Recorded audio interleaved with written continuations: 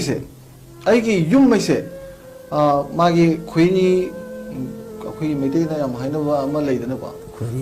खुरी ताबा इना अखोई अदुगी अगी मफमदुदा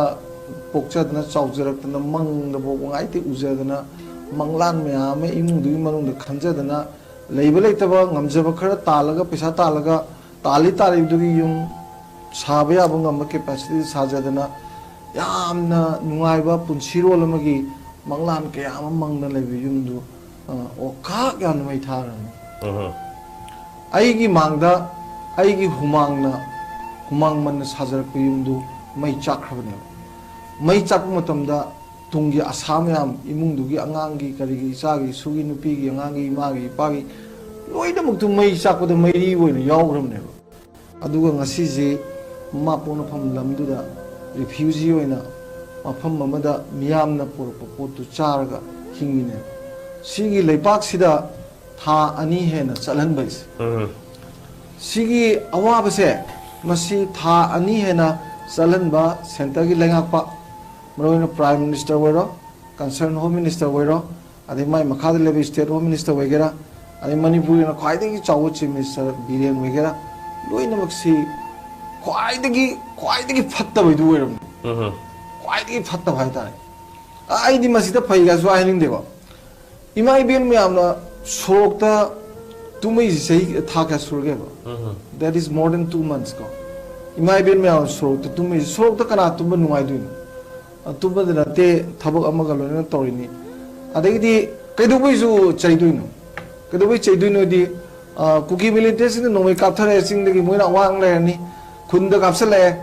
मी स्वे सिरे मै थादो पिरमे अखोइना मु हल्ले कापे खोरे अदुगी दरकार ले नोमैना तोनरमिना नोमै यावदना चिन nganaba chaina nganaba de khoju chaidu thangdu पारा तोने याइ को हे अबुगा नोमै ngang तोरे नोमै मसा लाक तामनि अरेदी security force ने लेरिमी आमनुदो मधु खापतोक्तना खोतोक्तना मोय असुयाम रामबो हौजी फावदा state force ने अदे हार लेरमने हंदक संगपुदुने पारदे आइदी security force ओंगी मी तारानि थोइ त्रॉम दि थुनो माले अदु कदुबगी सिदा अदियामना हौजीबो लेप्तना इरांग ममन यांग्रबा मयामा माइ मसा सिरगां खंगनेबा मीगी मसा सिबदुदा इन पावोइना जेतल फंगबदुदा तुमिन लेबे वानेबा aigi sar thomo ba aigi imungda amta khalo ba do if that is happening to my case aigi case aigi sa sirmo ba aigi sa du sirmo ba kari no ba to godab seng se tang ba physical andu sirni bari da chundra adu to thokta mama jing du na chempak chini ha pa ma khwang da kibiraga lai khurmu gi phi ngo bu ma khud da kiraga manam namaga makok na laga mamita gi mapi chadum taraga laikai ngang na ba खुंजी मियाम गांगबनी साइबु चलो नायदो सिरे कुजु यारिनि केनो अदुगी थाकतु योग्रमनेबा अदुदा करीमबो ब solution पुथोक्तना माई wisdom दु सिनदना माना पाइबा post to लेबा थबक तुगी विजडम दु सिनदना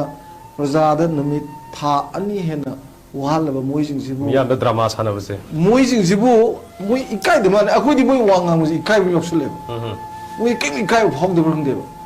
I mean, Shah वगैरह Prime Minister वगैरह देखिए दिया कोई की CM वगैरह वो क्या इकाई दे याम इकाई नहीं ऐस करी आई मलयालम में देखिए मणिपुर की पुआरी दा अम तक थोक तो मोंगदा आई की प्रजान खुदांग पिफमना दना हंदक की होजे अखोई न खंगदा बजे आई न खंजबदने हंदक की होजे हम लाइ दबने हंदक की होजे कोई की पी ने हुमांग ने ई ने ohumna topi ihumne gentle ihum yam thokre but there is only the humang handaki is the humang ju ju pi myam ju yawu ihumne sigi posi thani se tharaga myam syam wa bajida lebi ba political party ku lusingno myam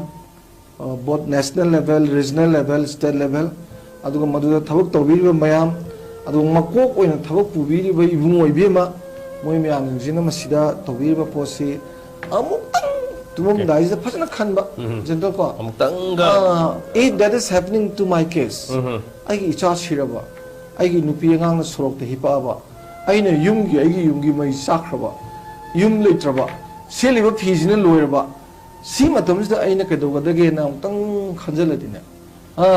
soidana realize tawani they come to understand and realize vividly ko adumak nattabani no se moisi afabulu singbani sidi kanamtana hairoi moida afabani ga hai sidi ko moi mari le narmani moi gi mi haidare mari le narmani hai sidi